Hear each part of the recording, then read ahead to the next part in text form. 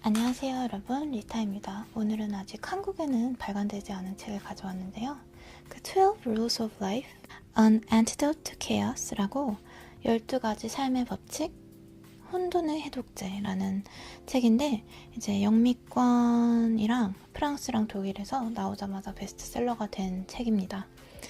그 조던 피터슨 그 저자는 현대에 되게 핫한 사상가라고 하는데요. 이제 유튜브에서도 찾아보시면 영상이 많이 올라와 있을 거예요. 그래서 제가 이 12가지를 한번 전달해 드리도록 하겠습니다. 첫 번째, 움츠러들지 말고 어깨를 쭉 편 채 세상에 맞서자. 바닥까지는 상대와 싸울 때 몸을 펴고 두 팔을 벌려 공격한다. 혼돈의 세계에서 책임을 다하기 위해서는 눈을 크게 뜨고 몸과 마음으로 정면 대응할 것을 권한다. 두 번째, 자신의 일을 내가 책임지고 도와줘야 할 타인의 일로 받아들여라. 대부분의 사람은 자신의 일을 관대하게 처리한다.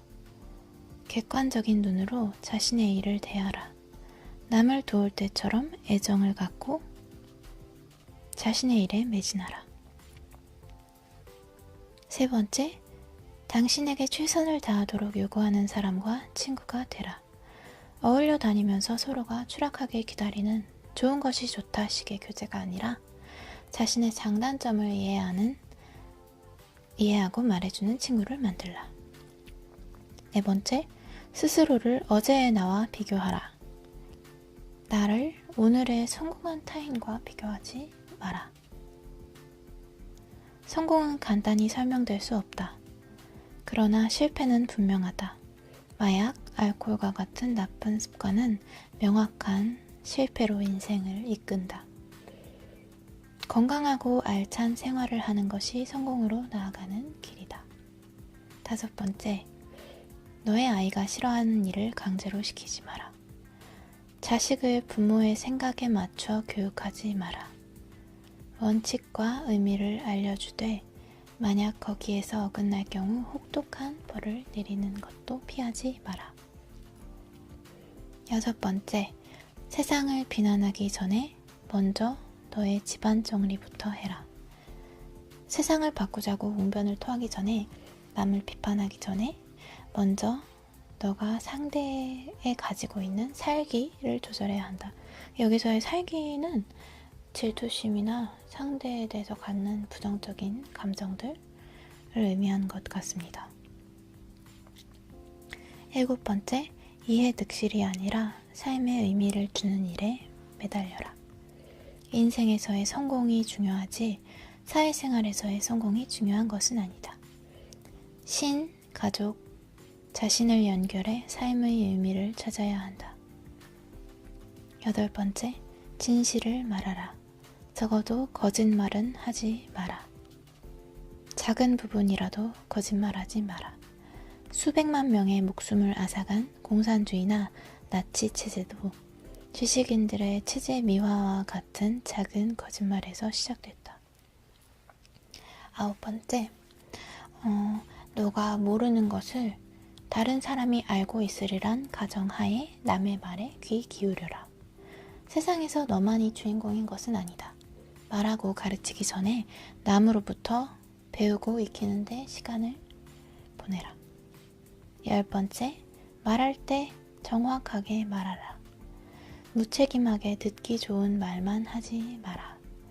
구체적인 증거와 결과를 생각하면서 대화하라.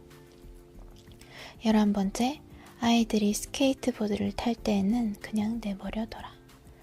스케이트보드 타는 아이가 위험하다고 노파심에 간섭하지 마라.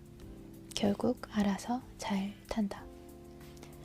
12번째, 거리에서 집 없는 고양이를 만날 경우 꼭 안아줘라. 따뜻한 사랑은 남은 물론 자신의 마음도 따뜻하게 만들어준다. 집 잃은 고양이 한 마리를 보듬는 것만으로도 혼돈을 넘어선 세계를 창조하고 실천할 수 있다. 그래서 접근 방식이 특이한 것 같아요. 저는 12가지 항목을 정리하는 방법이 혼돈의 해독제라고 얘기를 하면서 원문은 혼돈을 해독하는 12가지 방법이니까 이제 살다 보면은 굉장히 어려운 일은 보통 혼란스럽기 때문에 어려운 거거든요. 내가 답을 알고 있다면, 내가 이 상황에서 집중할 것을 굉장히 명확하게 알고 있다면 사실 별로 힘들지는 않을 거예요. 무슨 일이든. 그래서 제가 들은 말도 이런 말이 있거든요. There is no hell like chaos and no heaven like clarity. 분명한 만큼 그 천국 같은 것은 없고 혼돈스러운 것만큼 지옥 같은 것도 없다라는 말을 기억을 하는데, 그래서 이 불행함이라던가 어려움을 혼돈으로 정의를 하고 그 혼돈을 해독하는 방법으로 이게 12가지를 추려낸 게 저는 방식이 굉장히 흥미로웠고, 12가지 항목 중에서 뭐가 제일 인상이 깊으세요? 한번 다시 제가 제목만 타이틀만 읽어봐 드릴게요. 1번, 움츠러들지 말고 어깨를 쭉 편 채 세상에 맞서자. 2번째, 자신의 일을 내가 책임지고 도와줘야 할 타인의 일로 받아들여라. 3번째, 당신에게 최선을 다하도록 요구하는 사람과 친구가 되라. 4번째, 스스로를 어제의 나와 비교하라. 나를 오늘의 성공한 타인과 비교하지 마라. 5번째, 너의 아이가 싫어하는 일을 강제로 시키지 마라. 6번째, 세상을 비난하기 전에 먼저 너의 집안 정리부터 해라. 7번째, 이해득실이 아니라 삶의 의미를 주는 일에 매달려라. 8번째, 진실을 말하라. 적어도 거짓말은 하지 마라. 9번째, 너가 모르는 것을 다른 사람이 알고 있으리란 가정하에 남의 말에 귀 기울여라.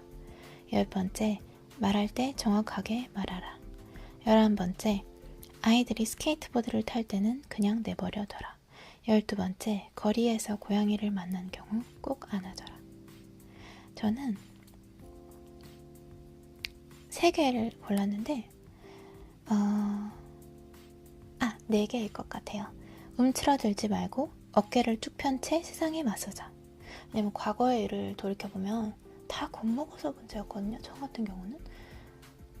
그리고 많이들 그러실 거예요. 보통 너무 겁을 안 먹어서 문제였던 분들도 있는데 그분들은 소수예요. 굉장히 이제 안에 파이팅이 넘치시고 이제 여러 가지를 부딪히면서 사는 모토를 가지신 분들, 저는 개인적으로 조금 부러워하거든요. 그런 성장 과정을 가지신 분들은.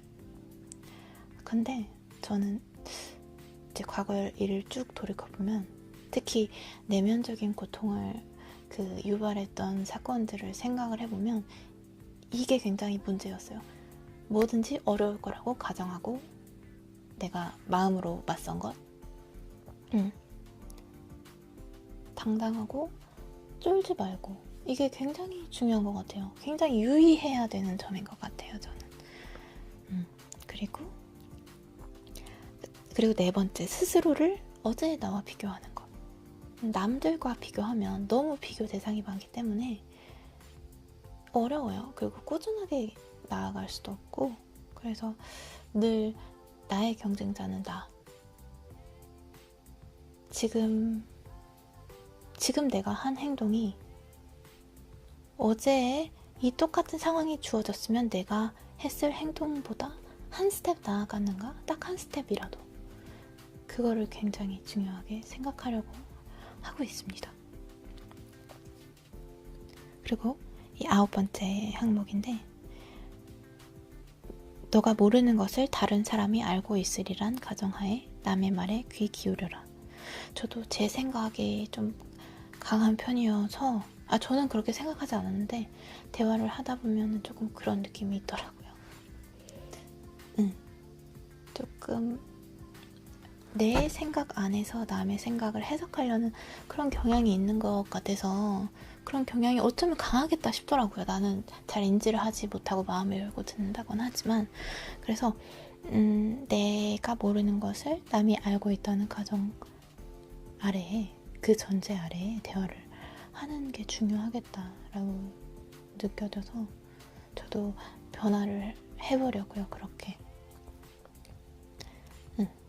그렇게 가정하고. 하나 더 남았는데 어디 갔지? 이거. 세상을 비난하기 전에 먼저 너의 집안 정리부터 해라. 그래서 이제 뭐 연예인 가십이나 이런 그 자극적인 남 얘기하는 기사들이나 아니면 회사나 친구들 만나서도 남 얘기하는 그런 것들이 있잖아요. 남이 어쨌는 일, 저쨌는 일 이런 거에 몰두하지 않기 위해서 굉장히 많은 노력을 하려고 해요. 왜냐면 내가 내 삶의 자극도 100% 통제하지 못하고 있는데 다른 사람이 어떻게 사는 방법에 대해서 사는 것 같은 모습을 보고 그거를 판단하고 왈가왈부를 하고 있다는 게 조금 부적절한 것 같아서, 그리고 나의 발전에도 좋지 않고 논리적으로도 맞지 않고 사실 그럴 자격도 없고, 그리고 남이 어떻게 살고 있는지 사실 표면적인 모습으로만 봐서는 절대 모르는 건데 그걸 또 얘기한다는 게. 그래서 카카오톡, 저 같은 경우는 카카오톡 그 3번째 페이지 있잖아요. 계속 그 기사를 누르게 되는 거예요. 그래서 카카오톡도 지웠어요. 계속 누르게 되더라고요. 내가 조금 보고 싶지 않은데 그런 자극적인 얘기들을 피하고 싶어서 많이 접촉을 차단하는 편이에요. 저 같은 경우에는 애초에. 그래서 오늘은 여기까지 12가지 이야기를 나눠보았고요. 도움이 되셨으면 좋아요와 구독 눌러주세요. 저는 다음에 더 좋은 이야기로 찾아오도록 하겠습니다. 안녕!